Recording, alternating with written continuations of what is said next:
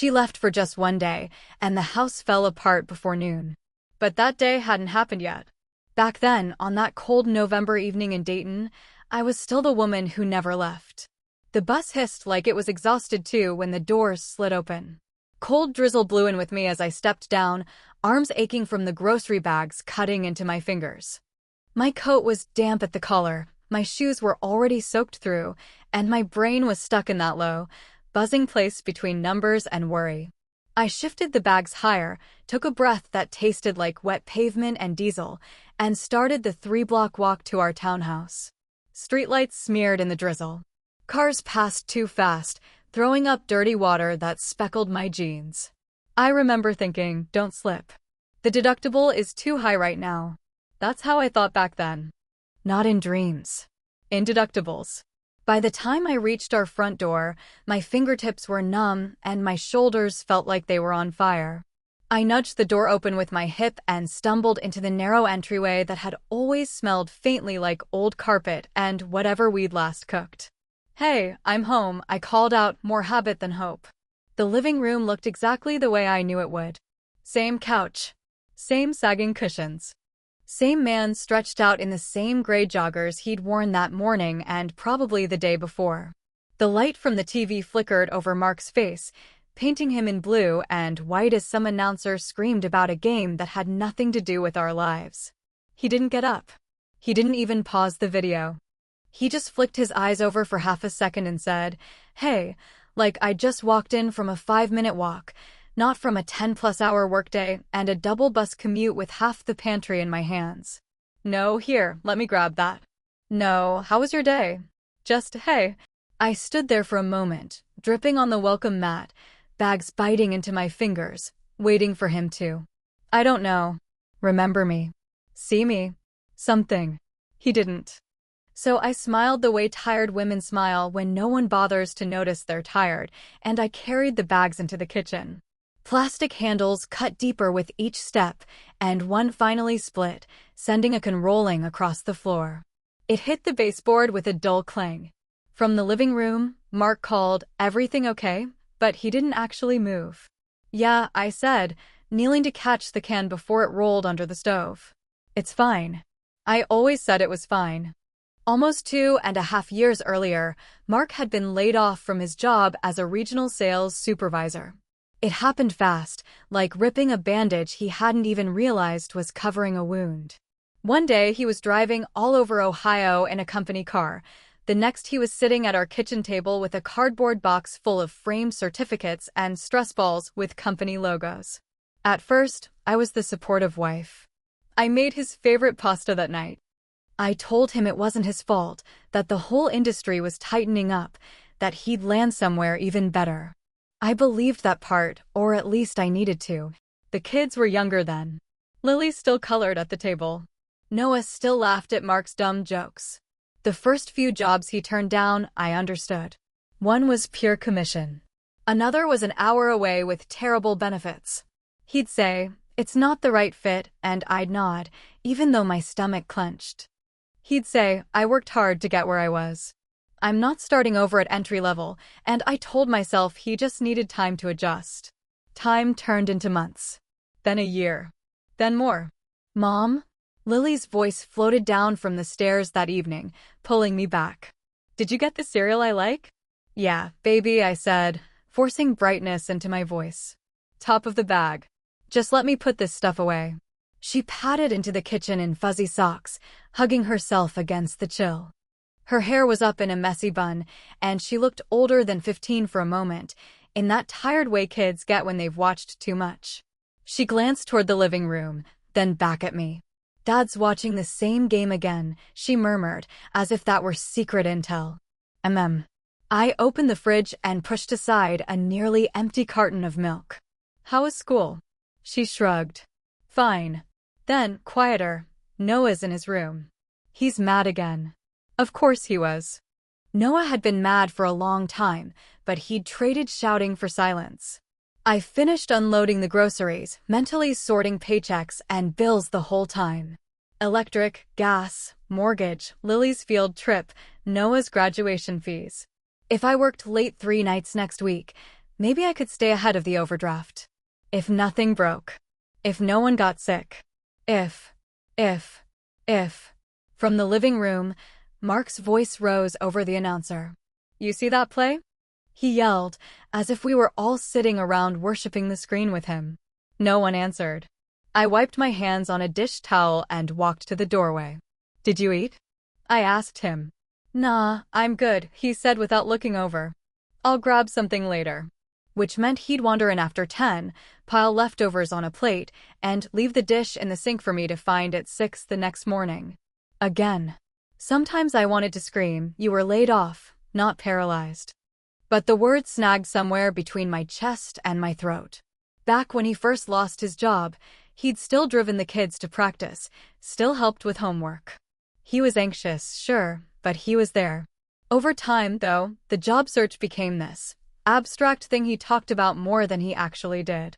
He'd scroll through listings on his phone and say, these are all trash, or they're not paying what I'm worth, and then he'd sink deeper into the couch. Meanwhile, our kids stopped asking him for rides because, as Noah put it once, he's always tired or busy doing nothing. I watched him that night, sprawled there with his hand in an open bag of chips, and something sharp twisted under my ribs. Not just anger. Not just disappointment. It was this hollow ache, like I'd been slowly erased from my own life and replaced with a walking to-do list. I was the one up at 5:30 making coffee and packing lunches. I was the one catching 2 buses across town to my senior bookkeeper job in an office that smelled like toner and cold air. I was the one juggling late notices and school forms and insurance calls on my lunch break. Mark still lectured Noah about responsibility from that couch. He'd tell Lily she needed to take her future seriously. But he hadn't worn anything with buttons in months. I leaned against the doorway and asked, did you look at those job listings I printed? The ones from Jared's company? He waved one hand, eyes glued to the screen. Yeah, I saw them. Not really my lane. I'm not doing some call center nonsense. I've got experience. The announcer shouted again. Mark laughed, loud and carefree. The sound rubbed against my nerves like sandpaper. I wondered, not for the first time, what it would take for him to hear the silence on my side of the room. Later that night, after the kids went to bed and the TV's glow was the only light left on, I stood at the kitchen sink, washing the plate he'd finally dirted. My hands were in hot water, but I still felt cold. Outside, the drizzle had turned into a steady rain, tapping against the window like impatient fingers. I stared at my reflection in the dark glass, tired eyes, hair pulled back, shoulders hunched, and a thought slipped in so quietly it almost didn't sound like mine. What if this is just it now? What if my life was going to be one long commute, one endless stack of bills, one man on a couch who used to be my husband? I turned off the water and stood there in the sudden quiet, heart beating too fast. Would you stay if you were me? At that moment, I still didn't know the answer. But I was starting to realize that pretending everything was fine was its own kind of slow death. And something in me was finally waking up. The alarm didn't wake me the next morning. My own brain did. I opened my eyes 10 minutes before the shrill beep, already listing tasks in my head like a spreadsheet I couldn't escape. Coffee. Lunches. Laundry. Get Noah up. Remind Lily about her project. Check the account balance before the payment drafts. Breathe. Pretend this is normal. The house was still dark when I slipped out of bed. Mark snored softly beside me, rolled toward the wall, cocooned in blankets. He didn't stir when I shut off the alarm before it rang. He never did. Downstairs, the quiet felt heavy, like the air itself was tired. I started the coffee maker, set out bread and peanut butter, put 2 lunch containers on the counter. Movements I could do half asleep by now. I was spreading jelly when I heard it, Mark's voice drifting from the living room. Low, careful, like he didn't want to wake the kids.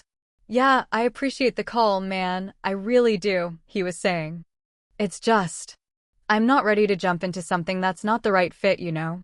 My hand froze, knife hovering over the bread. Pause. Soft mumble on the other end of the line. Mark again. No, I get it. I'm not in a place to take some random thing and regret it in 6 months. I've got to be smart about my next move. He let out a dry laugh. My wife saw me about it already. My stomach clenched. I stepped closer to the doorway, keeping myself hidden. He continued, "Yeah, I know it's been a while, but I can't just take any junk job. It's not the right fit. I'm not ready yet. Not ready." 2.5 years, and he was not ready. The call ended with a few more vague promises. I heard the soft thunk of his phone hitting the coffee table. The TV clicked on a moment later, filling the room with a low murmur of morning sports talk. I stood there in the doorway, watching his silhouette in the blue light. He was sitting up now, one leg bent, scratching his head like he'd just done something exhausting. I went back to the kitchen and finished the lunches, my hands moving sharper, faster. My heart felt like it was trying to climb up my throat. By the time the coffee finished, I called up the stairs, "Noah, Lily. Time to get up." Noah shouted something unintelligible back. "Definitely not, 'Good morning, Mom.'" Lily groaned. The soundtrack of a weekday. They came down one after the other, half-dressed, half awake. Noah in a hoodie with his hair sticking up, Lily wrapping her arms around herself in an oversized t-shirt. "Morning," I said. "Hey," Noah muttered, yawning as he grabbed a mug. Lily hugged me quickly from the side, leaning into me for just a second longer than usual. We shuffled around the kitchen in practiced choreography. Toast popping, backpacks thumping, Lily slipping her notebook into the wrong pocket, me fixing it automatically. Then Noah cleared his throat. "So, I need to talk about something." That sentence always meant money. I tried to soften my face. "Okay, what's up?" He stared at the table instead of at me. "The Chicago trip. For history. They sent the form home last week." "Right." The permission slip buried in my purse. "They need the first payment by Friday," he said. "If I don't pay by then, I lose my spot." I swallowed. "How much is the first payment?" $200. He said it like it was 10,000. Then another $250 next month. My brain automatically pulled up our account like a calculator. What was in, what was already spoken for. Mortgage. Utilities. Gas. Groceries. I mentally rearranged numbers, trying to make a new reality appear. "We'll figure it out," I said carefully. "I'll see what I can move around." Noah finally looked up. His expression was hard, older than 17 should look. "I can cover part of it," he said. "I've still got some from the car wash and the grocery shifts. But I can't cover it all and pay my phone and save for gas if I ever get a car. I'm not magic." "I know," I said softly. "You shouldn't have to cover everything." He glanced toward the living room, where Mark was visible through the doorway, scrolling on his phone with the TV murmuring in the background. Noah's jaw tightened. "Yeah," he said, voice flat. "I know." Before I could steer the conversation anywhere safer, Lily spoke up, lifting one foot slightly. "My sneakers are killing me," she said, trying to sound casual. "My toes hit the front when I run. Coach said I should probably get a new pair if I'm going to try out for track." There it was. Another little cut. Another need. I forced myself not to wince. "Okay, when's tryout?" "Next month." She shrugged, but her eyes were hopeful. "We don't need like the super fancy kind or anything." My throat burned. "We'll look this weekend," I said. "We'll work something out." "We've been working something out for 3 years," Noah muttered under his breath. Silence dropped over the table like a blanket. "Noah," I warned quietly. He pushed back his chair so hard it scraped the floor. He grabbed his backpack, then paused in the doorway to the living room. Mark looked up, surprised, like he'd just remembered he had kids. "What's with the attitude?" Mark asked, frowning. Noah let out a short, humorless laugh. "Nothing. Just, we're all still waiting on your perfect fit job, that's all." Mark's frown deepened. "Watch it, Noah. You don't talk to me like that." Noah shook his head. "We've been watching you for years." His voice cracked just a little on that last word. Then he left, the front door closing harder than necessary behind him. Lily flinched. Mark swore under his breath and turned the volume up on the TV. I stood there between them, between the man who wouldn't move and the kids who were moving too fast, and felt something in me tilt. At work that day, the office felt extra bright and extra loud. The overhead lights hummed, printers whirred, and someone at the far end of the floor laughed too hard at something that wasn't that funny. I stared at my computer screen, columns of numbers blurring into each other, while my thoughts wandered to permission slips and sneakers and not the right fit. Around 11, I overheard two coworkers in the break room. "Did you get tickets?" one of them asked, shaking a yogurt. "Oh my God, yes," the other one said. "Third row for the touring Hamilton next month. We're making a whole weekend of it. Hotel, dinner, the works." "I told my husband, if we don't do something fun this year, I'm divorcing him," she joked. They both laughed. "I'm trying to decide between that and the trip to Asheville," the first one said.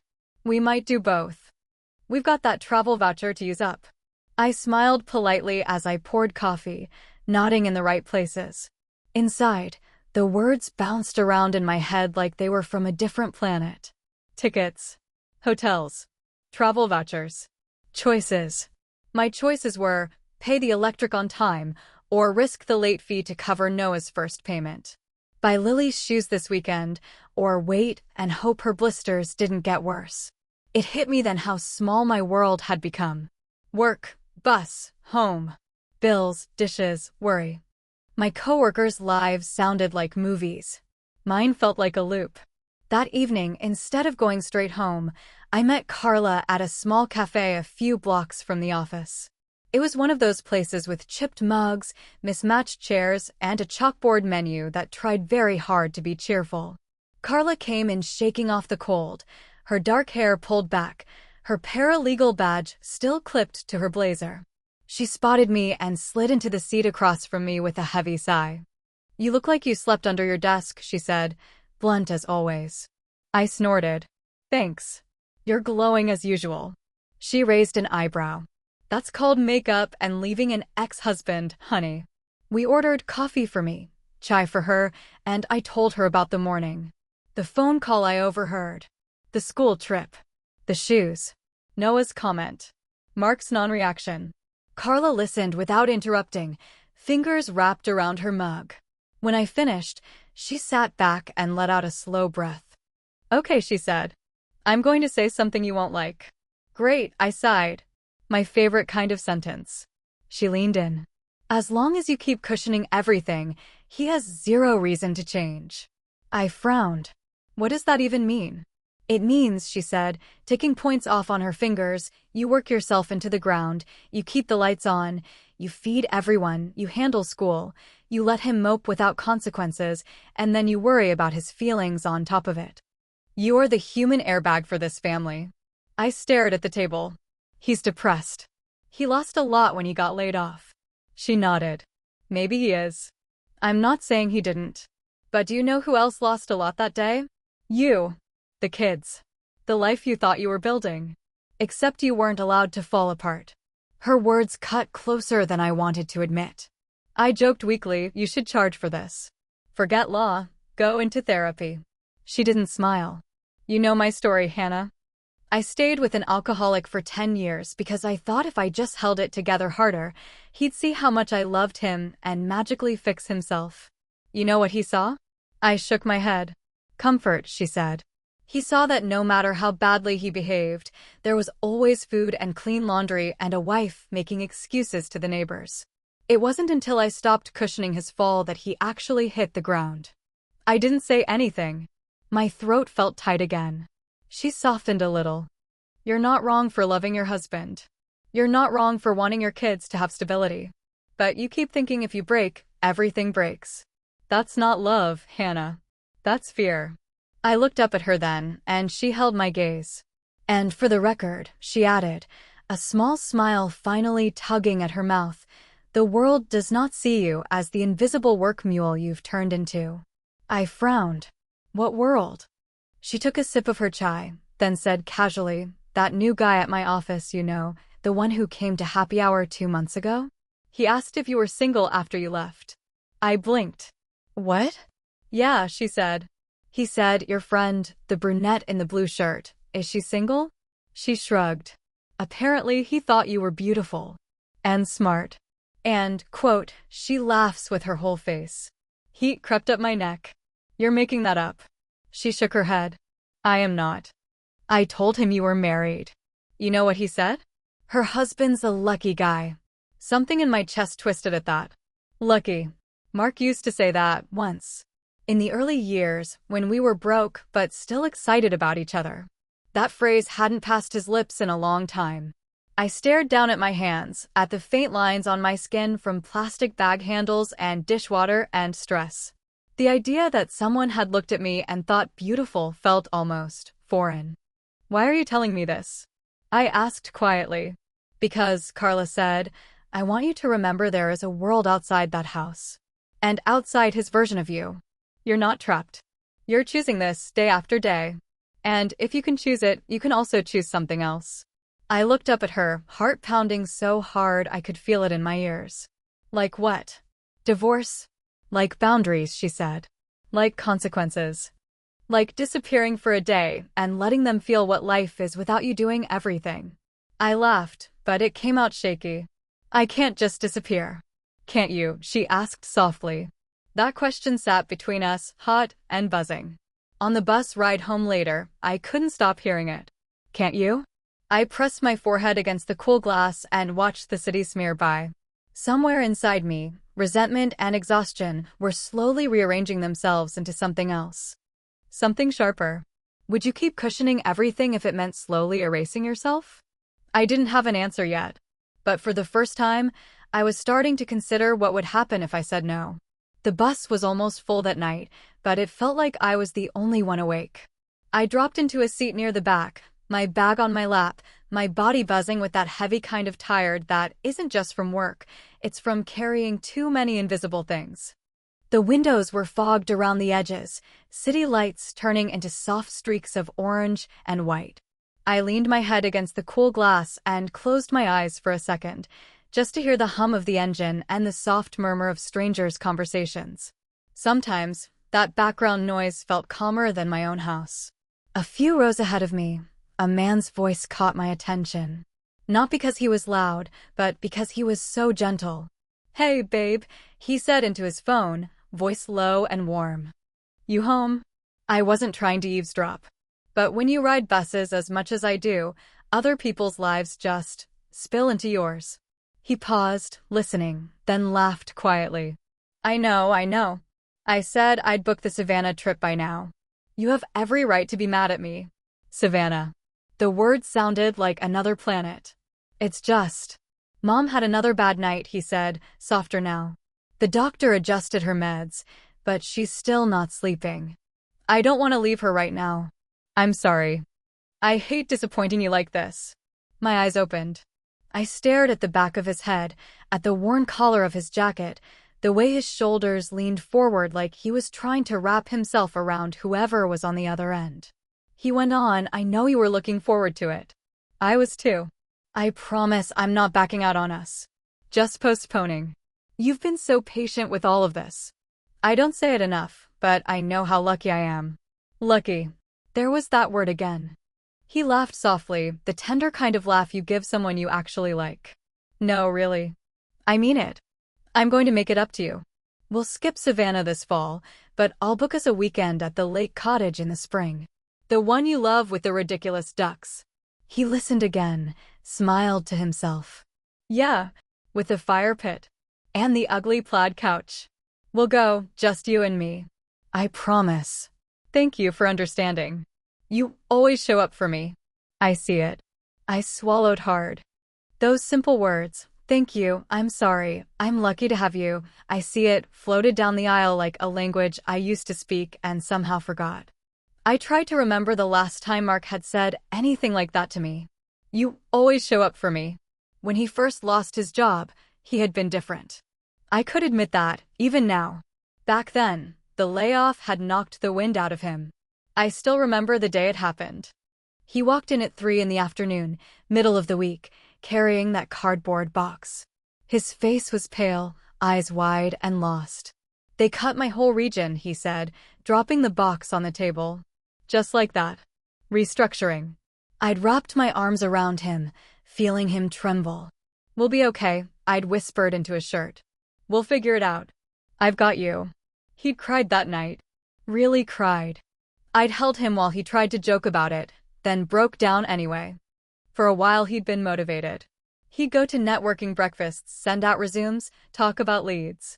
He'd still drive Noah to practice, help Lily with math, fix little things around the house. Something better will show up, he used to tell me. I just need to hold out. I've worked too hard to go backward. And I believed him. So I picked up extra hours at work. I took on a few freelance bookkeeping gigs in the evenings. I cut our grocery budget, canceled streaming services, learned how to stretch leftovers into new meals. I'd sit at the kitchen table with my laptop, balancing our budget until midnight, while he read articles about recession-proof careers on his phone. Those first few months, I thought we were a team. We were scared together, hopeful together. When I dragged myself into bed after another long night, he'd roll over and murmur, "You're amazing. I don't know what I'd do without you."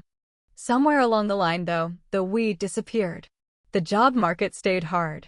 Rejection emails piled up. Instead of trying different paths, Mark just stopped moving. The hurt turned into defensiveness, then into this thick wall of pride. He didn't say we anymore. He said they. They won't pay what I'm worth. They're all idiots. They don't deserve my experience. Meanwhile, my hours got longer. The kids got older. The money got tighter. I went from being his partner to being this quiet engine in the background. Always running. Always carrying. Never praised, never thanked. Back on the bus, I listened to the stranger promise his partner a lakeside cottage and felt something splinter a little inside me. It wasn't the cottage. It wasn't the trip. It wasn't the ducks or the ugly plaid couch. It was the way he spoke to her. The way he kept circling back to gratitude. Thank you for being patient. I know I'm lucky. I see what you're doing. I'll make it up to you. I couldn't remember the last time Mark had even asked if I was tired. The bus turned a corner, and the streetlights shifted across the floor. The stranger's voice dropped as he said goodbye. "I love you," he murmured. "I'll be home soon." The call ended. He leaned back in his seat, staring out at the rain, and for a second I saw him clearly. Just a man on a bus, dealing with his own problems. But he was still choosing to show up for the person waiting at home. My stop was coming up, so I pulled the cord. The little bell dinged overhead. As the bus slowed, I looked at my reflection in the streaked window. Same tired eyes. Same pulled back hair. Same lines between my brows from years of squinting at spreadsheets and bills. I realized, with a kind of cold clarity, that I had built an entire life around being indispensable, and somehow ended up completely invisible. The kids needed me for everything. My job depended on me being precise and reliable. The bills, the appointments, the meals, the rides, all of it sat squarely on my shoulders. And Mark? He needed me to be the safety net that allowed him to stay exactly where he was. I stepped off the bus into the chilly night, the drizzle picking up again. The air smelled like wet asphalt and faint cigarette smoke from someone down the block. As I walked toward our townhouse, I carried more than my work bag. I carried the weight of that man's words, the echo of "I'm lucky to have you" bouncing around in a house that hadn't heard anything like that in years. At our door, I slipped the key into the lock and paused. The living room light glowed under the frame. I could already picture what I'd see: Mark on the couch, TV on, dinner dishes waiting. I stood there for a long second, my hand on the doorknob, heart pounding. If I walked in and kept doing everything, nothing would change. If I stopped, what would happen? Would they fall apart without me, or finally learn to stand up? I opened the door and stepped inside, the familiar smell wrapping around me. But this time, for the first time, I didn't just feel tired. I felt haunted. Haunted by the possibility that somewhere out there were men who saw their partners. And haunted by the truth that I had been living like a ghost in my own life. I didn't know it yet, but that bus ride was the crack in the dam. And once something cracks, it's only a matter of time before the water finds a way through. The idea didn't arrive like a lightning bolt. It slipped in quietly, the way most dangerous thoughts do. A few days after that bus ride, I woke up before dawn again. Same ceiling. Same alarm. Same weight pressing on my chest. For a moment, I lay there listening to Mark breathing beside me, deep and even, while my brain spun through the checklist it knew by heart. Coffee. Lunches. Laundry. Bills. Get everyone up. Hold everything together. And then, out of nowhere, another thought slid in between the usual ones. What if you just didn't? Not forever. Not dramatically. Just one day. One single day where I didn't orchestrate every detail, anticipate every need, absorb every impact. The idea made my heart race like I was doing something illegal just by thinking it. I lay there staring at the ceiling, feeling a strange mixture of fear and excitement bloom in my chest. What would happen if I simply stepped out of the machine I'd been oiling for 13 years? I turned off the alarm before it could ring, careful not to wake Mark. He shifted slightly, then settled again. Of course he did. In the bathroom, I caught my own eye in the mirror. My hair was a mess, my face puffy with sleep, but there was something new in my expression, this tiny spark of defiance I didn't recognize. Just one day, I whispered to myself, "You're allowed one day." Downstairs, I moved differently. I didn't start coffee. I didn't pull out bread or lunch containers. Instead, I found a scrap of paper on the counter, a torn corner of an old school flyer, and picked up a pen. My hand shook a little at first, then steadied. I wrote, in small, neat letters, "I have my own plans today. I'll be home tonight." That was it. No explanation. No list of instructions. No emergency contacts, no prearranged meals, no schedule taped to the fridge like I was a camp counselor. Just, I have my own plans. I set the note in the middle of the counter where I knew Mark would see it. I put my phone beside it, the screen face down. The silence that followed felt loud. Then I went upstairs, got dressed in jeans and a soft sweater that didn't quite hide the years, but made me feel like a person, not a staff member. I pulled on my worn coat, slipped my wallet and keys into my bag, and walked back down the stairs slowly, like if I moved too fast the house would wake up and scold me. At the front door, my hand hesitated on the knob. My heart was beating so hard it almost hurt. In my mind, I saw every possible disaster. Noah missing a ride. Lily forgetting a permission slip. Mark burning breakfast. The washer flooding. The school calling. The universe collapsing because I wasn't there to hold it up. And underneath all of that, one quieter question. If this whole life really depends on you never taking a day off, what does that say about the people in it? I opened the door, stepped out into the crisp gray morning, and shut it gently behind me. For the first time in 13 years, I left without telling anyone where I was going or what I was doing. Outside, the air was cold but clean. The sky was a flat, heavy gray that made everything look like it had a filter on it.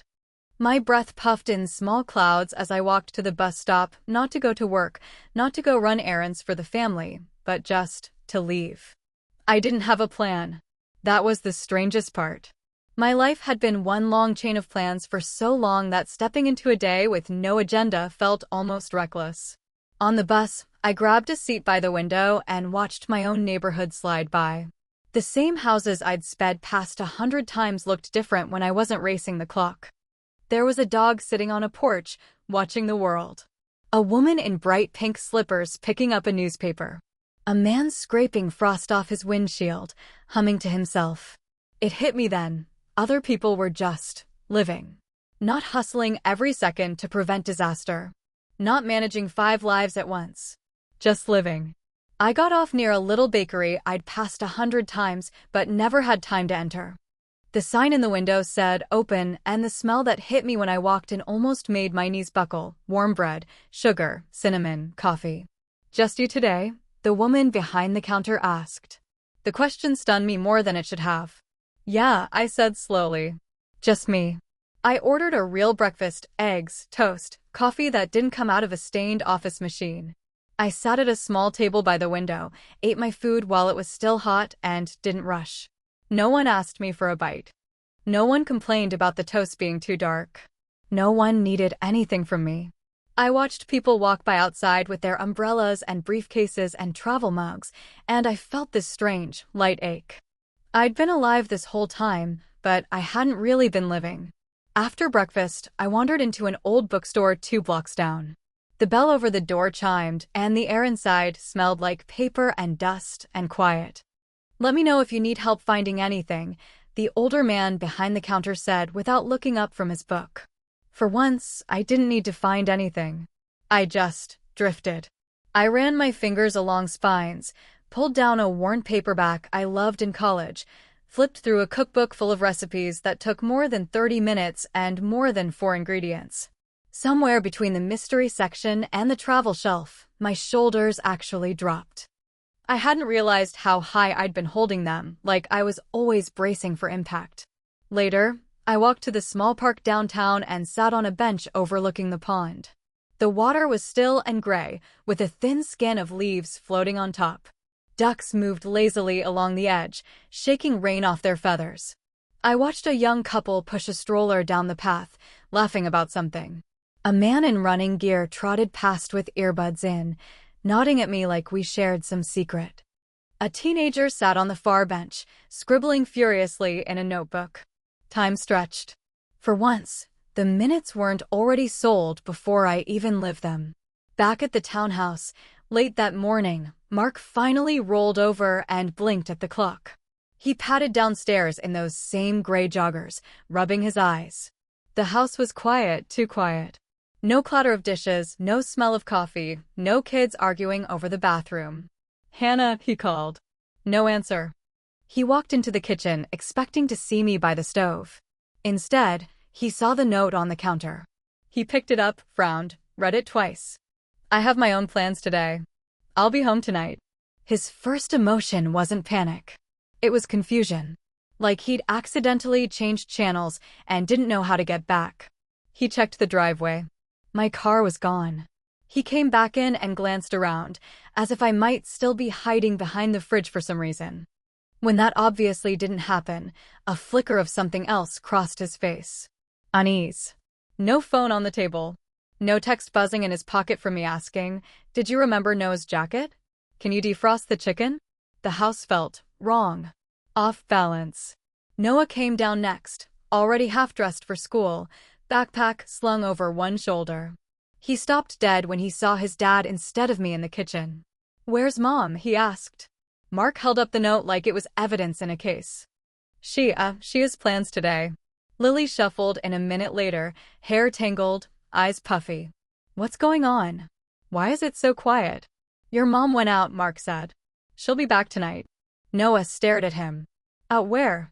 Mark opened his mouth, then closed it. "She didn't say." The kids exchanged a look I wasn't there to see, a mix of worry and disbelief. "What about breakfast?" Lily asked, almost apologetic, like she hated even asking. Mark looked at the empty counter, then at the stove, as if breakfast might magically appear if he stared hard enough. He cleared his throat. "I'll make something," he said. It went about as well as you'd expect. He burned the eggs, over-toasted the bread, misjudged the coffee grounds so badly the machine sputtered like it was offended. At one point, he fumbled with the cereal box and reached for the milk, only to find an almost empty carton with maybe 2 sad inches sloshing at the bottom. "Mom usually gets more on Fridays," Lily said quietly. Noah checked the washer later, looking for a clean uniform shirt, and found a damp, forgotten load of towels instead. "Mom always moves stuff over before school," he muttered. By midday, there were dirty dishes stacked in the sink, a clump of eggs welded to the pan, and the trash can was overflowing with packaging that no one had thought to take out. The Saturday rhythm they never noticed was gone, and all that was left was the noise and mess it usually hid. Standing in the middle of the kitchen, Mark felt something he hadn't let himself feel in a long time. Overwhelmed. Not by rejection emails or job postings. Not by what he'd lost. By everything Hannah usually did that he'd never truly seen. As the day wore on and the house slid out of its usual order, that unease grew into anxiety. Where was she? Who was she with? What was she thinking? And the question he didn't want to form but couldn't stop circling around. What if this wasn't just a day out? What if this was the warning shot before something bigger? While he tried to hold the chaos together with clumsy hands, I sat on a park bench watching a single leaf fall slowly into the pond and realized something quietly terrifying. I did not miss them. I loved them fiercely, deeply, but I did not miss the constant tugging on my time, my body, my mind. And once you feel that kind of freedom, even just for a few hours, it's very hard to pretend you don't know it exists. By the time the light began to fade and the air turned colder, I knew one thing with absolute clarity. Going back home that night wouldn't mean going back to the way things were. Whether my family was ready or not, a line had been crossed. And I was the one who crossed it. Would you step back after that, or finally keep walking? By early afternoon, the cold had crept into my jeans and the park bench had lost its magic. Freedom was still humming under my skin, but another feeling had joined it, this low, steady tug toward something else I'd been avoiding for years. I needed to talk to someone who knew me before I became everybody's everything. So I called my dad. "Hey, kiddo," he answered on the second ring, his voice rough with age and that permanent Ohio dryness. "You at work?" "No," I said, staring at the pond. "I'm out." There was a pause on his end. "Out where? Can you meet me at Mel's?" I asked, ignoring the question. "If you're not busy." Mel's was the old diner on 3rd we'd gone to 100 times when I was little.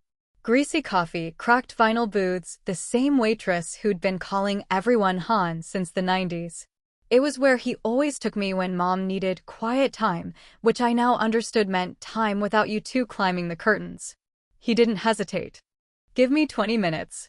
I got there first." The bell over the door jangled when I walked in, and the smell hit me: coffee, bacon, fryer oil, something sweet burning just a little on the grill. It smelled like childhood and bad decisions and comfort. I slid into a booth by the window. The vinyl had a long rip covered with duct tape that was older than my marriage. A waitress I half recognized dropped a menu in front of me. "Coffee?" she asked. "Yes, please," I said. "Black." Dad walked in a few minutes later, pushing the door open with his shoulder like it weighed more than it should. His hair had thinned and gone mostly gray, but he still moved like a man who'd spent years lifting things heavier than paperwork. When he saw me, his face softened. He came over, kissed my forehead, and sat down with a small groan. "My knees hate these booths," he muttered. "You say that every time," I said, smiling despite myself. "And it's true every time," he shot back. We ordered without looking at the menus. He got his usual plate of eggs and hash. I got soup I wasn't sure I'd eat. We made small talk at first. His neighbor's new dog. The way his tomato plants had given up early this year. Some guy on his street who kept parking too close to his driveway. I let him ramble, listening to the comforting rumble of his voice, feeling the warmth of the coffee cup seep into my hands. Eventually, he glanced up, really looked at me, and his brow furrowed. "All right," he said. "What's wrong?" I stared at my spoon, tracing the edge of the napkin with my thumb. "Why do you think something's wrong?" He snorted. "Because you called me in the middle of the day, from a diner, without the kids, and you're stirring an empty bowl like it owes you money." I laughed once, short and humorless. "You always were annoyingly observant." He didn't smile. "Talk to me, Hannah." The words came out in pieces at first. I told him about the commute, about coming home to the couch, about the burned eggs and the missing milk that he'd never noticed. I told him about Noah's trip, Lily's shoes, the way Mark kept saying "not the right fit" like that phrase could pay our bills. I told him, quietly, that I'd left a note and disappeared for the day. His eyes widened slightly at that, but he didn't interrupt. He just listened, his big hands wrapped around his coffee cup, jaw set. When I finished, he sat back and let out a long breath. "Well," he said, "damn." "Thanks, Dad," I said dryly. "Very helpful." He gave me a look. "You want helpful or you want sugar-coated?" "Honest," I muttered. He nodded once. "Okay. Then I'm going to tell you something I probably should have told you a long time ago." Something in his tone made my stomach twist. "You know I lost that big contract back in the day," he said. "The one I always talk about when I complain about the good years being over." "Yeah," I said. "The one with the shopping center out on 75. He nodded. "That one. What I don't talk about much is what came after." He stared past me for a moment, eyes unfocused, like he was watching an old movie only he could see. "I was about Mark's age when it happened," he said. "I had 3 full-time guys working under me, a couple part-timers, bills out my ears, and this big project that was supposed to carry us for most of the year. Then the client pulled the plug. Went with somebody cheaper. Just like that." He snapped his fingers. The sound made me flinch. "I came home that day with my toolbox and a box full of half-used blueprints," he continued. Felt like somebody had reached inside my chest and yanked out everything that made me a man. I knew bits of the story. I'd heard the version where he said it was a tough time and money was tight. I hadn't heard what came next. For the first few weeks, I did what you'd expect, he said. Called around, chased leads, tried to drum up new work. But the longer it went on, the more every no felt like proof that I was washed up. I started turning stuff down if it wasn't big enough, important enough. Told myself I had standards. He huffed a humorless laugh. Truth was, I was scared. Scared to be seen starting over. Scared to admit I wasn't in control. Scared to take a smaller job and have people think I'd failed. So I did what scared people do sometimes. He looked at me then, his gaze steady. I hid. Right there in that house with you and your mom. I swallowed. What do you mean, hid? I mean, he said slowly. I sat at that kitchen table with the newspaper open, pretending to look for work, while your mother went back to full-time at the clinic and picked up extra shifts. I'd tell her the jobs I saw weren't worth my time, or didn't match my experience. She'd nod and say she understood. And I let her. A hot, defensive anger flared in me on my mother's behalf. Why didn't you? Because I was proud, he cut in gently. Because I told myself I deserved better. Because I thought holding out for something worthy of me made me strong. Meanwhile, your mother was dragging herself home at 9 at night and still doing laundry. I saw it then, my mom's tired eyes, the way she'd sometimes stare at the sink like it had personally offended her. I'd been too young to understand what it meant. How long? I asked. Long enough, he said. Months. Longer than I care to admit. I wasn't completely useless. I'd fix things around the house, cook sometimes, take you to school, but I was checked out. Angry, embarrassed, waiting for the world to come apologize. So what changed? I asked. He tapped his fingers on the table, eyes dropping to his coffee. One day, I came home from picking you up from a friend's house. You were maybe 8. I walked in and found your mother in the bedroom with a suitcase open on the bed. My breath hitched. What? He nodded. She was folding clothes. Not frantically, calm. Too calm. She looked at me and said, I'm going to my sister's for a while. I stared at him, heart pounding. She was going to leave you? He shook his head. She didn't say divorce. She didn't scream. She didn't throw anything. She just said she was done living with a man who let her carry everything while he nursed his pride. She said, I love you, but I will not raise our daughter to think this is what marriage looks like. My throat closed. It was like hearing my own thoughts spoken in another woman's voice. What did you do? I whispered. He smiled faintly, but there was no humor in it. I panicked. I begged. I promised I'd change. She stared at me and said, I'll be gone 2 weeks. If, when I come back, you're still sitting at that table with excuses instead of a plan, I'll talk to a lawyer instead of a landlord. He looked up at me again. His eyes were wet. That was my wake-up call, Hannah. Not the lost contract. Not the overdue bills. Not even seeing you go without things. It was the day your mother showed me she was willing to walk away rather than live with a ghost. Silence settled over the table, heavy and electric. The clatter of dishes and murmur of other conversations faded into background noise. What did you do? I asked again, even though I knew the broad strokes. I took the first decent job I could get, he said simply. Was it glamorous? No. Was it less money than I thought I deserved? Absolutely. It was a maintenance job at a warehouse on the edge of town. I fixed busted doors and leaky pipes and toilets that didn't flush. It was a hit to my ego. He shrugged. But every paycheck, every day I came home tired from working instead of tired from sulking, something in me came back. And your mother, she started looking at me like I was there again. Took a while, but we rebuilt. He reached across the table then, covering my hand with his. His skin was rough, warm. I'm not saying your situation is exactly the same, he said softly. But I see that look in your eyes, the one your mother had when she was this close to packing up for good. I blinked hard as tears burned behind my eyes. I don't want to blow up my family, Dad. He squeezed my hand. Sometimes you don't have to blow it up. Sometimes you just have to stop holding it up by yourself and let it feel its own weight. He paused, choosing his words. Your husband isn't a monster, Hannah. But he is stuck. And as long as you keep catching every consequence before it hits him, he has no reason to move. I thought of the burned eggs, the empty milk, the overflowing trash can. The way the kids had looked at Mark that morning. The way the house had sagged without me to prop it up. "What are you saying?" I asked, even though I already knew. "I'm saying," he replied, "that love isn't just patience and sacrifice. Sometimes it's a line in the sand. Sometimes it's an ultimatum." He let that word hang there. Ultimatum. "It saved my marriage," he said quietly. "But it also could have ended it. Your mother was ready for either outcome. That's what made it real." My heart thudded so loudly I was sure he could hear it. "Could you do that?" he asked. "Not threaten. Not nag. Draw a real line and be ready to walk if you won't cross it?" The question knocked the air out of me. Could I? I stared into my coffee, seeing my whole life reflected in that dark, shaky surface, Mark on the couch, my kids' tired eyes, the note on the counter, the stranger on the bus saying, "I'm lucky to have you." I didn't answer him right away.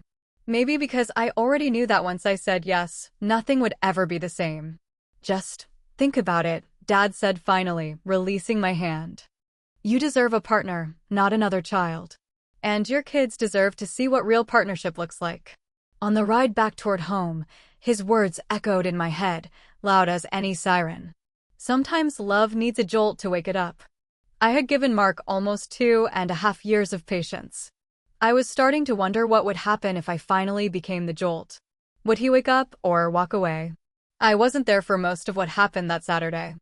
But I've heard the story enough times now that I can see it clearly, almost like I was standing in the doorway watching. While I sat in that park feeling my shoulders finally drop, my house was discovering what life looked like without its invisible engine. According to Lily, it started with the silence. No clatter of pans. No radio in the kitchen. No smell of coffee. Just the TV murmur and Mark's footsteps on the stairs. He came down in his usual joggers and t-shirt, expecting to walk into a ready-made Saturday, the one I'd been staging every week for over a decade.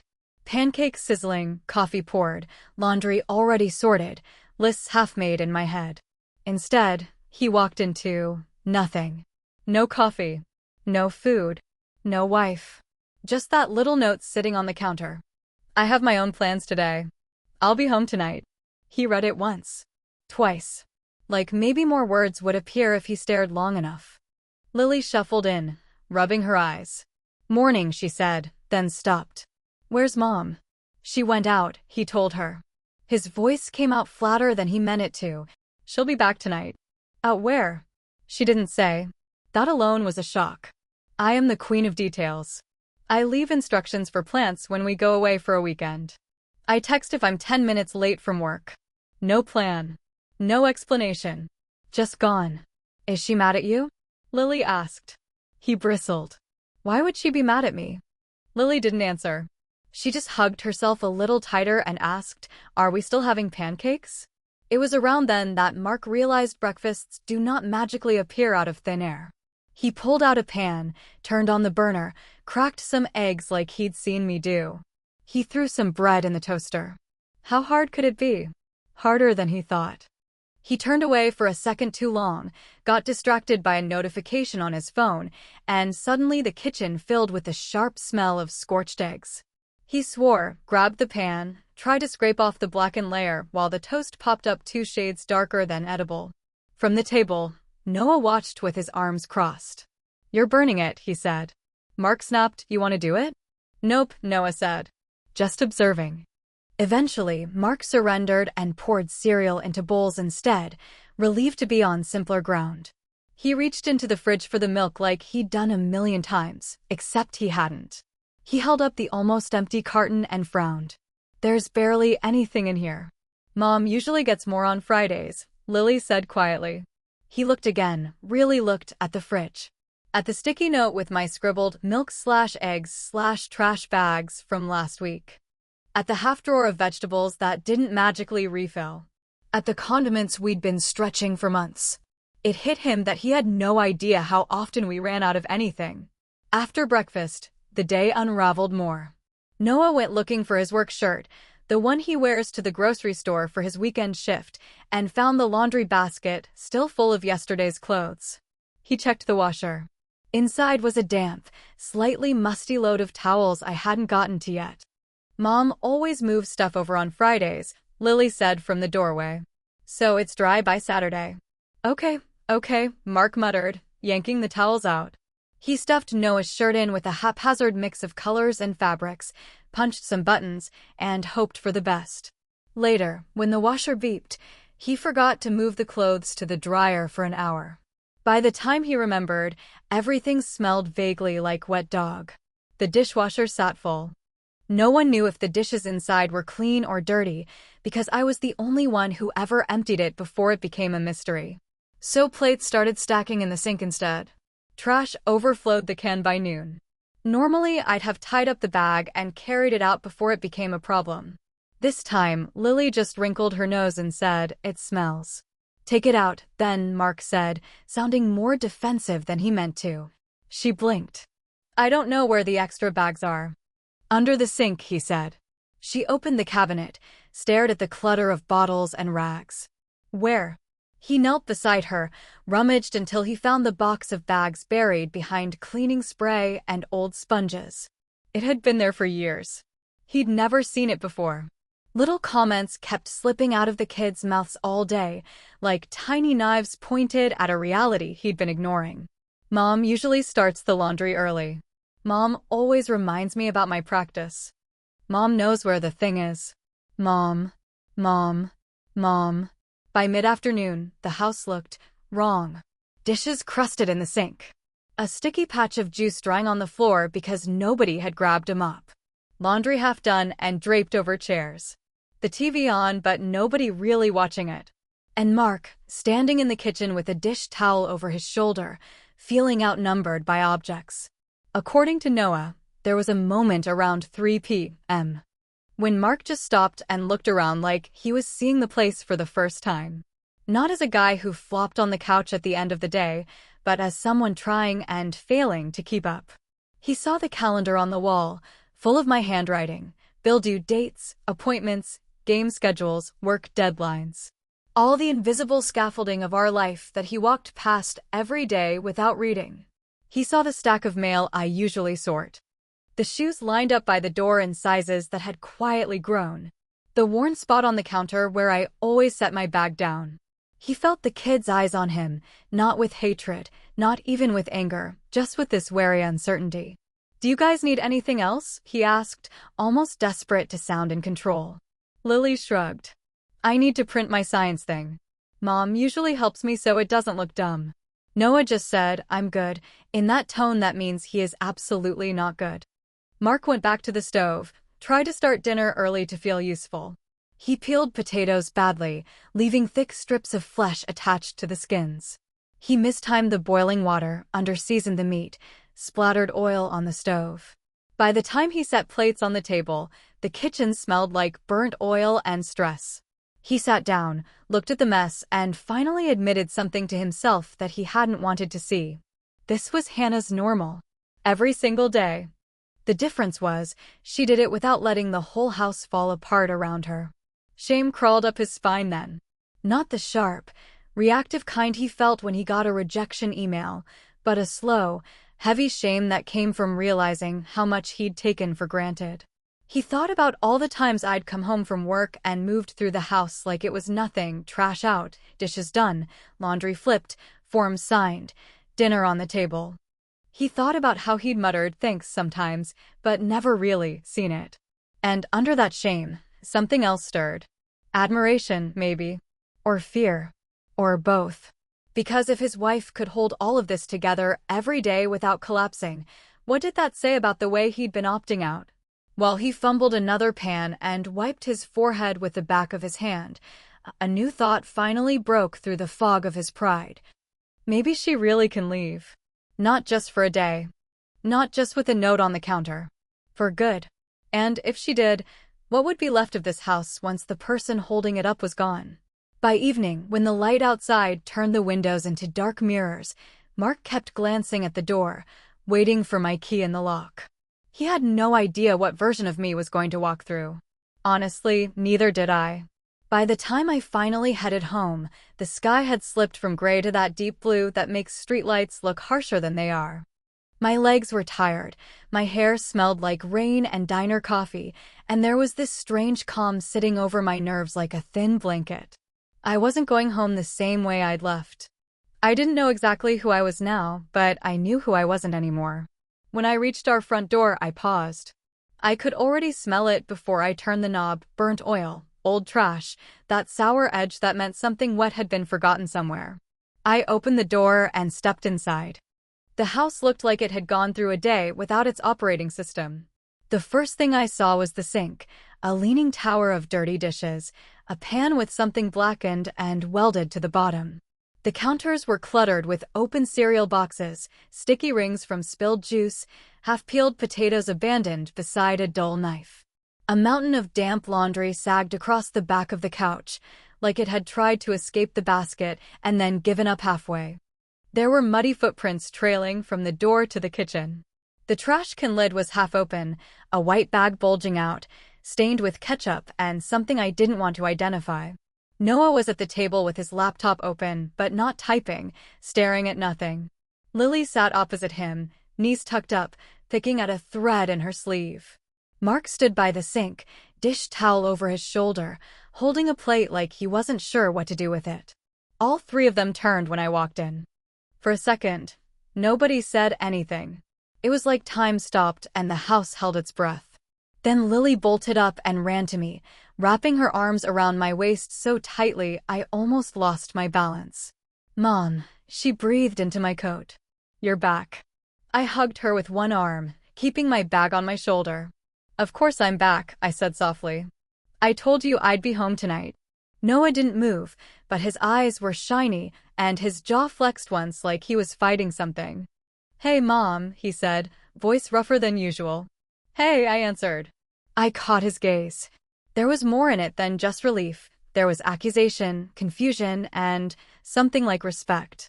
Mark cleared his throat. "So," he started, forcing a laugh that fell flat, "we survived." I glanced slowly around the room again, taking in the mess, the chaos, the way the house seemed to sag in every corner. "Looks like it," I said. I didn't raise my voice. I didn't sigh. I just told the truth. "This is what my everyday looks like. You just got to see it from the inside." Color rose in Mark's face. "I tried to cook," he muttered. "And do laundry.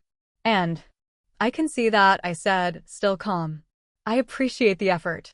The words were true, but they weren't a bandage. I didn't rush in to relieve him, to joke it away.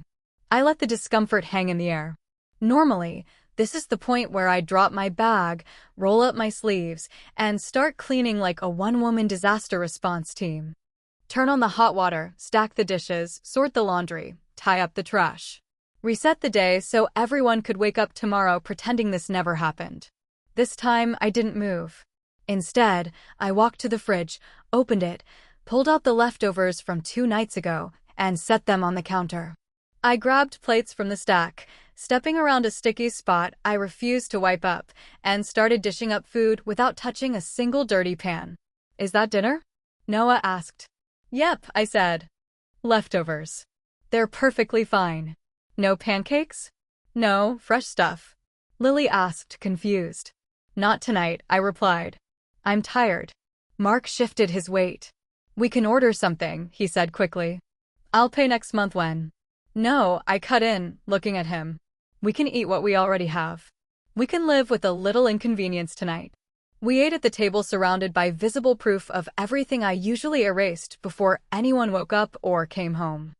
Every clink of a fork against a plate sounded louder in the messy kitchen. After dinner, I put my fork down and folded my hands. My heart was pounding, but my voice stayed steady. "Sit down," I said quietly. "All of you. We need to talk." Noah and Lily both went still. Mark sank into his chair slowly, eyes on my face like he was trying to read the weather. I took a breath. "I want you to look around this house," I said. "Really look." They glanced around: sink, counters, laundry, trash, the calendar on the wall. "This," I continued, "is what happens when I don't run everything." No one argued. What could they say? It was all there in piles and stains and clutter. I manage this level of complexity every day, I said. On top of my job. On top of the commute. On top of the bills. On top of your schedules and your needs and your moods. I do it so well most of the time that you don't even see it. It just happens. I looked straight at Mark. You got one day without automatic Hannah on duty, I said. How did it feel? His throat bobbed. He opened his mouth, closed it, then finally admitted, hard. His voice was small. It was a lot. I nodded. That's my everyday. Silence settled again. Normally, this is where I would soften, crack a joke, rescue everyone from the tension. Instead, I let it sit there like a heavy book dropped on the table. I'm not doing this anymore, I said. Lily's head snapped toward me. What do you mean? I said slowly, choosing each word, I am not going to live like this is normal. I am not going to be the only adult who acts like the house, the money, and the future are real. I turned to Noah. I will not let you grow up thinking this is how a man behaves, lecturing about responsibility from a couch he doesn't get off. Noah's eyes flicked to his father, then back to me. He said nothing, but his jaw tightened. I turned to Lily. And I will not let you believe that being a woman means you carry everyone else's burdens, smile about it, and disappear. Her eyes filled instantly. Mom. I love you, I said, voice shaking now. Both of you. And I love your father. But love does not mean I sacrifice myself until I don't exist anymore. Mark finally spoke, defensive instinct kicking in. Nobody asked you to. Yes, I cut in softly, you did. Every time you chose to do nothing and let me fill the gap, you asked me to. Every time you said, it's not the right fit while I figured out how to pay for shoes and field trips, you asked me to. Maybe not with words. But you did. He flinched like I'd hit him. I'm done pretending that this is okay, I said.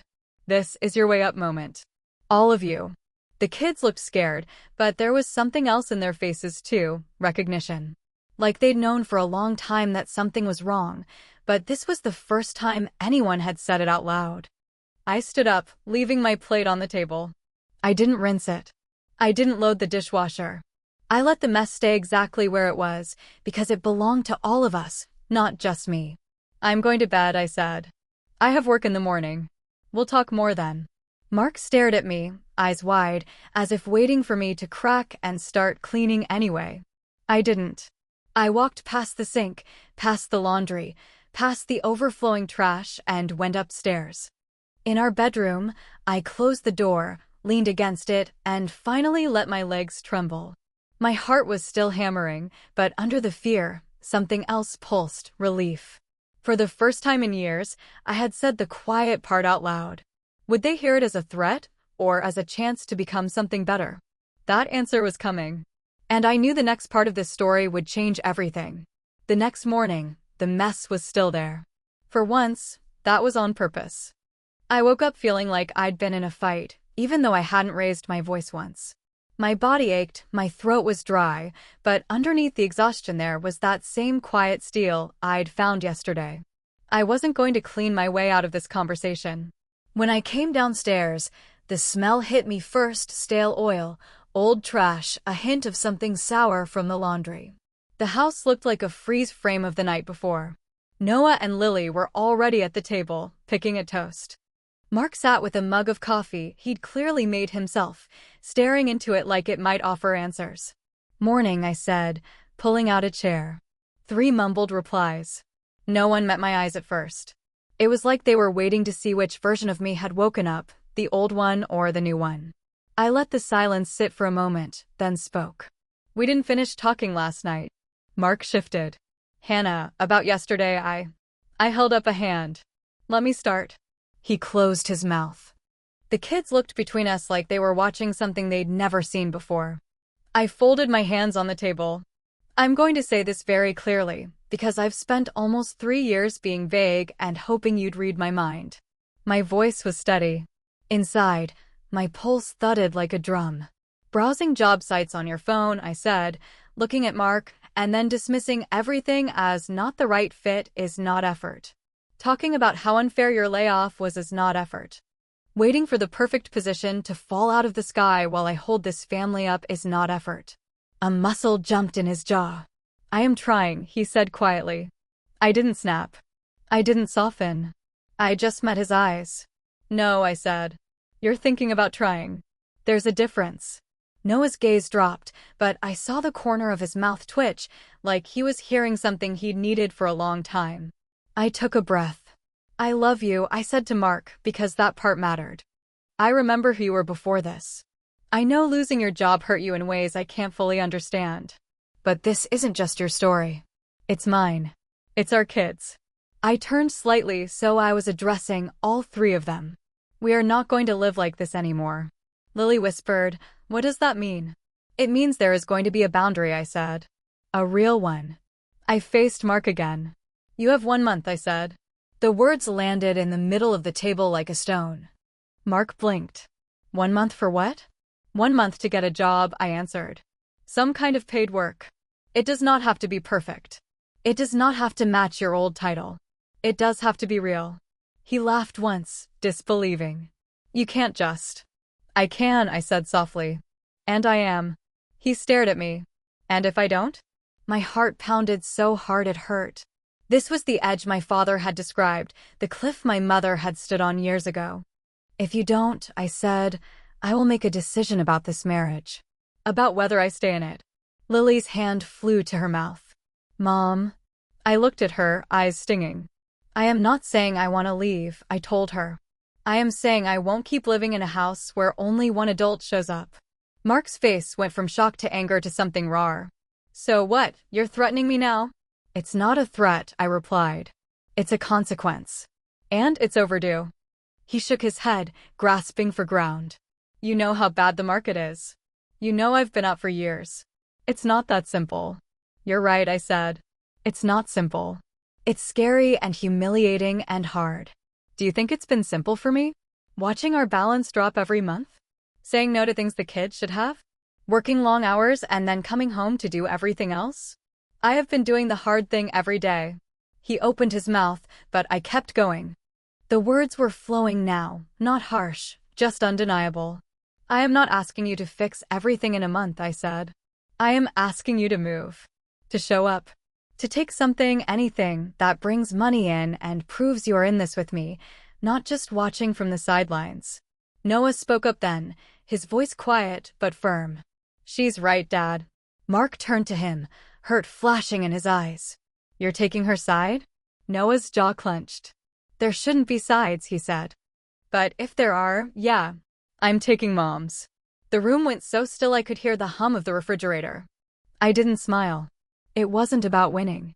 It was about finally telling the truth with witnesses. I'm not going to nag you, I said, softer now. I'm not going to ask every day what you applied for. I'm not going to micromanage your search. I leaned forward slightly. I am going to watch what you do, not what you say. And at the end of this month, if nothing has changed, if you are still on that couch, still rejecting everything as beneath you, I will start planning a different life. With or without you in it. Mark stared at the table. His fingers tightened around his mug until his knuckles went white. For a long moment, he didn't speak. When he finally did, his voice was hoarse. Are you really prepared to walk away from all of this? I thought about the stranger on the bus, my father in the diner, my mother with a suitcase on the bed. I thought about the note on the counter, the smell of freedom in my lungs yesterday, the feeling of existing as someone other than a machine. I'm prepared, I said quietly, to stop disappearing in my own life. If that means leaving, I will. I don't want to, but I will. He swallowed hard. There was fear in his eyes I hadn't seen since the day he brought home that cardboard box from work. Lily's tears spilled over. I don't want us to break, she whispered. I reached for her hand. Neither do I said. That's why I'm doing this now. Because if we keep going like this, we're already broken. We're just pretending not to be. Noah nodded once, eyes wet but determined. I pushed back my chair and stood. I'm going to work, I said. There's leftovers in the fridge. There's a sink full of dishes and laundry that needs finishing. I suggest you all start figuring out how to handle that together. I grabbed my bag and coat. At the door, I paused and turned back to Mark. 1 month, I repeated. Today is day 1. He nodded slowly, still looking like someone who'd just been told the house was on fire and handed a hose at the same time. On the bus to the office, my stomach twisted with what I'd just done. Part of me wanted to throw up. Part of me wanted to laugh from sheer adrenaline. Had I really just drawn that line? Had I really just put a clock on my own marriage? By the time I stepped into the fluorescent glow of my company's lobby, I was still shaking. But under the fear, something steady thrummed. For once, my future wasn't just happening to me. I was shaping it. Around mid-morning, my manager, Dana, appeared at my cubicle. "Hannah, can you step into my office for a minute?" she asked. For a second my brain, already on edge, whispered, "Great. One more thing to fall apart." I followed her into her glass-walled office, sat down in the chair across from her desk, and tried to keep my hands from fidgeting. She closed the door, sat down, and gave me a small, measured smile. "You've been carrying a lot around here," she said. "I've noticed." I blinked. "I try to keep things running smoothly," I said. "You do more than that," she replied. "You've been catching errors before they become problems, staying late when we're backed up, and training half the new hires without any formal recognition." I didn't know what to say. Compliments always felt like they were meant for someone else. She slid a folder across the desk toward me. "We're restructuring the department next quarter," she said. "We're adding a senior accounting role. I'd like you to take it." For a heartbeat, I just stared at her. "Me? Yes, you," she said. "It comes with a title change, more responsibility, and a raise. It's not huge, but it's significant. You've earned it." My throat tightened. I thought of Mark's "not the right fit" excuses. Of all the ways I'd been invisible at home. Of how, in this one place at least, someone saw what I did and thought it mattered. I don't know what to say," I managed. "Say you'll think about it and let me know by Friday," she said. "But I hope you'll say yes. You're already doing the work." I walked out of her office with the folder in my hands, my heart racing for a whole new reason. On the bus ride home that evening, I stared at the offer letter. The salary bump wasn't enough to fix everything, but it was enough to change the math, especially if I ended up on my own. It felt like the universe was answering the question I hadn't wanted to ask out loud. Can I survive without him? Maybe I could. As I stepped off the bus and started the walk back to our townhouse, I realized something else. The 1-month clock wasn't just ticking for Mark. It was ticking for me too. In 30 days, I was going to have to decide whether this marriage still had a pulse, or if the only thing left to save was myself. And for the first time, that choice actually felt like mine. The strange thing about drawing a hard line is that the world doesn't explode the next day. Your life still looks almost the same. The coffee machine gurgles. The bus still smells like old rain. People still cut you off in traffic. But underneath, everything has shifted. A few days after the ultimatum, I met Carla again. Same cafe, same chipped mugs, same chalkboard menu trying to sound cheerful. I walked in holding my promotion folder like it was some kind of shield. She took one look at my face and whistled low.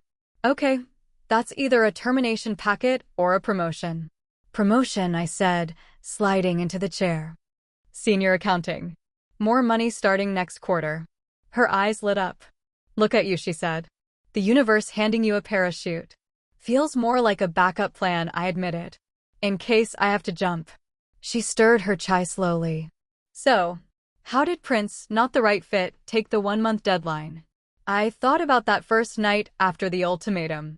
Mark hadn't ranted the way I expected. He'd gone quiet instead. Not sulking, calculating. He looked scared, I said. Really scared. I don't think he believed I'd ever say it out loud. "Good," she said simply. "Fear is underrated. It moves people." "I don't want him to move just because he's afraid of losing me," I said, picking at the cardboard coffee sleeve.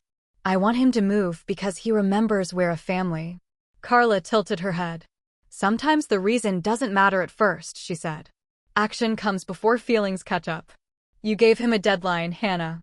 Now you have to let it do its job." I nodded, even though letting go of control felt like standing on one foot on a cliff edge. That afternoon, when I walked into our townhouse, I braced myself for the usual scene: TV, couch, phone. Instead, I stopped in the doorway. Mark was at the dining table, laptop open, a notebook beside him. A small stack of printed job listings was spread out like a weird deck of cards. He had a pen in his hand and this tight, focused look I hadn't seen in a long time. He glanced up when he heard the door. For once, he actually closed the laptop halfway, like he wanted me to see what he was doing. "Hey," he said. His voice was careful. "You're home." "Yeah," I answered, stepping closer. "What's all this?" He exhaled, rubbing the back of his neck. "I've been working on my resume," he said. "And applying. Like, actually applying." He tapped the printed pages.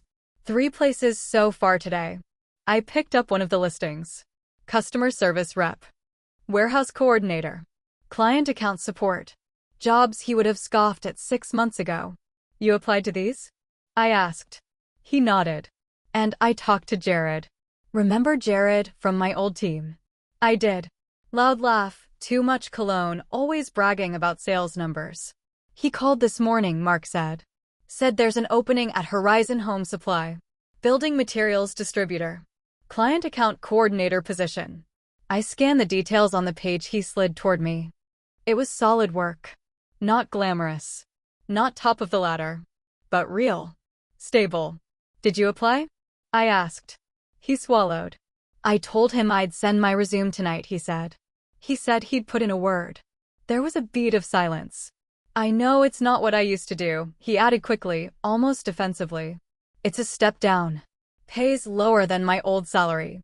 I'll probably be working with guys 10 years younger than me who think they're hot stuff. And He stopped, pushing his fingers through his hair. "I'm terrified, Hannah," he said quietly. "It's been almost 3 years. I don't know if I remember how to do an interview. I don't know if I remember how to walk into a place and not feel like everyone knows I failed." Hearing him say it, that plainly knocked some of the anger out of me. I sat down across from him. "Do you think I haven't felt humiliated these last few years?" I asked. "Calling creditors, asking for extensions. Saying no to the kids. Pretending we're fine when we're not. Going to work every day hoping nothing big breaks because I don't know if we could survive another hit." He looked up, and for the first time in a long while, I saw past the defensiveness to the scared, proud man underneath. "Shame isn't a reason to stop showing up," I said. "It's just a feeling. It doesn't pay a single bill. It doesn't help the kids. It doesn't change anything unless you walk through it." He let out a shaky breath. "What if I take this job and I still feel like I failed?" "You probably will," I said honestly. "For a while. But you'll be failing forward instead of lying down." A faint, almost bitter smile tugged at his mouth. "You always were better at pep talks than me." "This isn't a pep talk," I said. "It's reality. I'm not promising everything will magically feel good. I'm saying this is what partnership looks like, both of us doing hard things even when it bruises our egos." He nodded slowly. "I don't want you to leave," he said, voice breaking a little. "I know I've given you every reason to." I just froze. Shame turned into concrete and I sank into it. I didn't know how to move without admitting I'd wasted so much time. I swallowed the lump in my throat. "Then start now," I said. "Waste one less day." He looked at the Horizon posting again. "I'll send the resume tonight," he said. "And I'll follow up. And if I get an interview, I'll go. Even if my hands are shaking." "Good," I said. Over dinner, simple, nothing burned this time, he told the kids about the job applications. Noah didn't roll his eyes. Lily actually smiled. It was small, cautious, but it was something. Later, after they went upstairs, he lingered in the kitchen. "Does this help?" he asked. "With the deadline."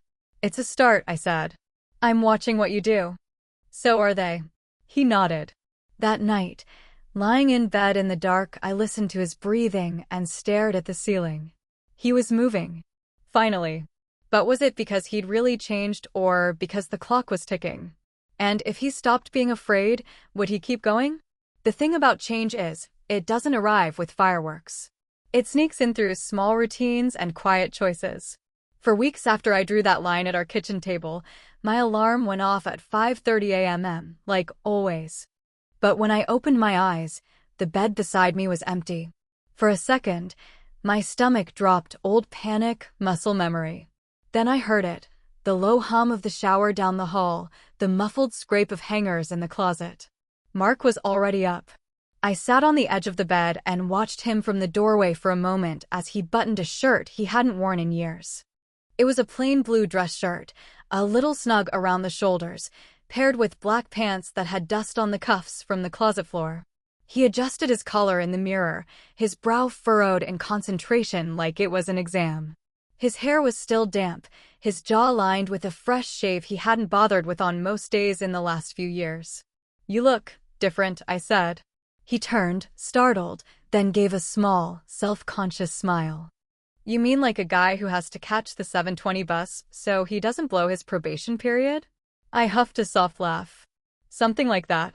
He grabbed his bag, an old messenger bag he dug out from under the bed, and checked his phone. "I've got to go," he said. "First inventory meeting today. I don't want to be late." At the door, he paused. "I packed my lunch," he added, like a kid showing off a report card. "Didn't raid your leftovers." "Proud of you," I said, and I meant it. He hesitated a second longer. "I'll text you when I get my break," he said. "Let you know how it's going." He kissed my cheek, quick and almost shy, then hurried out into the cold morning. I stood there listening as his footsteps faded down the street. The house was quiet, but it wasn't that heavy, lopsided quiet from before. It was balanced. We were both out of bed for a reason. Downstairs, the kitchen still needed work. There were a few dishes in the sink. Someone had left crumbs near the toaster. But there was also something new. A folded stack of dish towels on the counter, a grocery list half-filled in Mark's handwriting, milk, eggs, trash bags, laundry detergent. The load of laundry in the washer was already halfway done. Not my doing. It wasn't perfect. It was real. Noah came down in his work polo, hair brushed for once. "Morning," he muttered, grabbing a mug. "Morning," I said. "How's the schedule?" "Long," he said. "But better now that I'm not thinking I'll have to pay for literally everything." He glanced at the calendar where I'd written Mark's Horizon schedule in blue ink. "You know he's actually getting up before me now? It's weird." "Good weird?" I asked. He shrugged, but there was a tiny smile tugging at his mouth. "Better than him being a couch fossil." Lily drifted in a few minutes later, wearing her new sneakers. She bounced on her toes once, testing them like she still couldn't believe they were real. "You running practice again today?" I asked. "Yeah," she said. "Dad said he'd help me with stretches later. He watched some video and got all serious about proper form." "He did, huh?" She nodded, a shy grin breaking through. "He's trying, Mom." She glanced up at me, searching. "Does that help?" I looked at both of them, their faces softer than they'd been a month ago, the lines of worry not completely gone but less sharp. "It helps," I said. "A lot." At work, the shift was just as real. Dana had made the promotion official. Senior accountant, logistics division now sat under my name in my email signature. My workload stretched, but not in the suffocating way it had at home. There, more responsibility came with recognition, authority, respect. People knocked on my cubicle when they had questions. I was invited to budget meetings I'd never even known existed before. I had a voice in decisions, not just in data entry. On my lunch break one day, I sat alone at a table near the window, looking over our personal budget with a pen in hand. The raise wasn't huge, but combined with Mark's paychecks from Horizon, the numbers were different now. Not miraculous. Not rich. But no longer free-falling. If I left tomorrow, I realized, I wouldn't be walking off a cliff. I'd be stepping onto a rough but solid path. I could cover the essentials. I could keep a roof over my kids' heads. We might not have lake cottages and concerts, but we wouldn't drown. It was a strange comfort to know I could walk away and survive, yet still be choosing to stay. On Saturdays, our routines changed too. The first weekend after Mark started at Horizon, he came into the kitchen with his sleeves rolled up and said, "I've got dinner tonight." I raised an eyebrow. "You sure? Last time you tried, I considered filing a complaint with the smoke detectors." He grimaced. "I've been practicing. You'll see." He made spaghetti, not my quick, thrown-together version, but a real sauce he'd looked up online.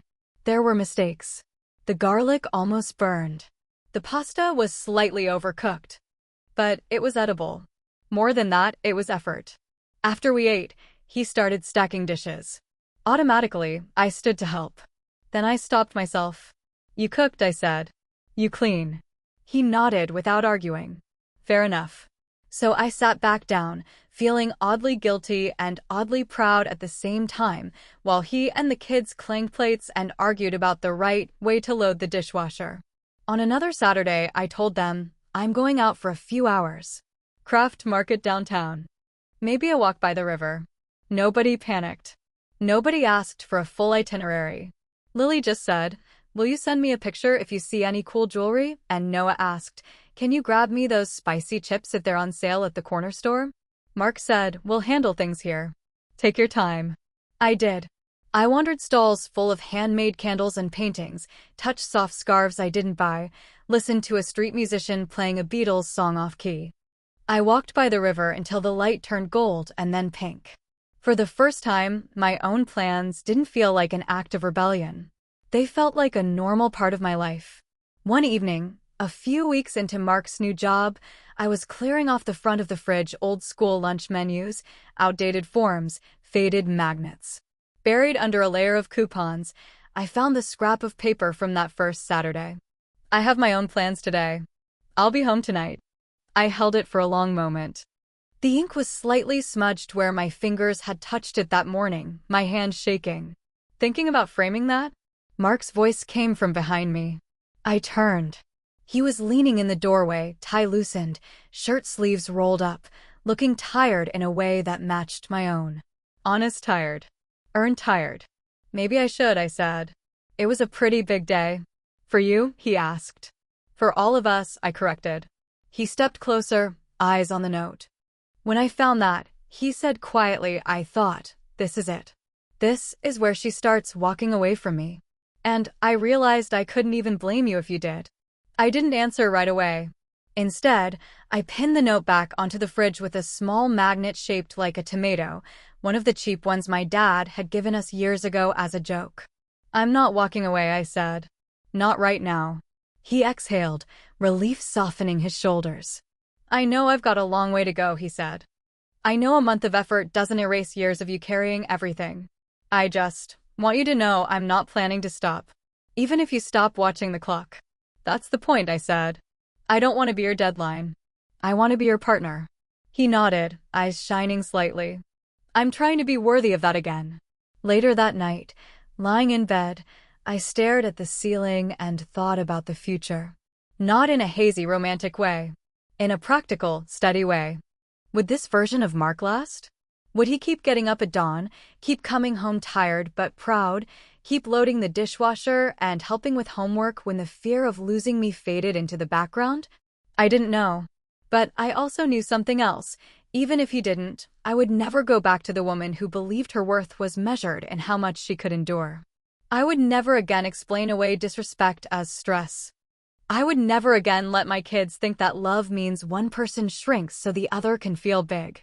I would never again treat my own needs like an optional luxury. The marriage might deepen. We might rebuild something stronger on this new, shakier ground. Or, someday, we might look at each other and realize the road had split for good. Either way, I was no longer trapped at the intersection. I had a say in which direction I walked. One night, as the house settled and the kids' voices faded behind their bedroom doors, I turned off the bedside lamp and listened to the quiet. Not the suffocating kind. The peaceful kind. I didn't know exactly what our ending would look like. But for the first time in a long time, that uncertainty didn't terrify me. Because I finally understood something simple and enormous. I didn't need a perfect marriage to be whole. I just needed to stop disappearing from my own life. Mark lost everything he thought made him valuable, and it almost took us down with him. I almost lost myself trying to save us. Now, we're both rebuilding. But I'm building something even more important than a new budget or a new routine. I'm building a version of my life where my worth is not negotiable. And that, more than any job or any apology, is the thing that finally lets me sleep.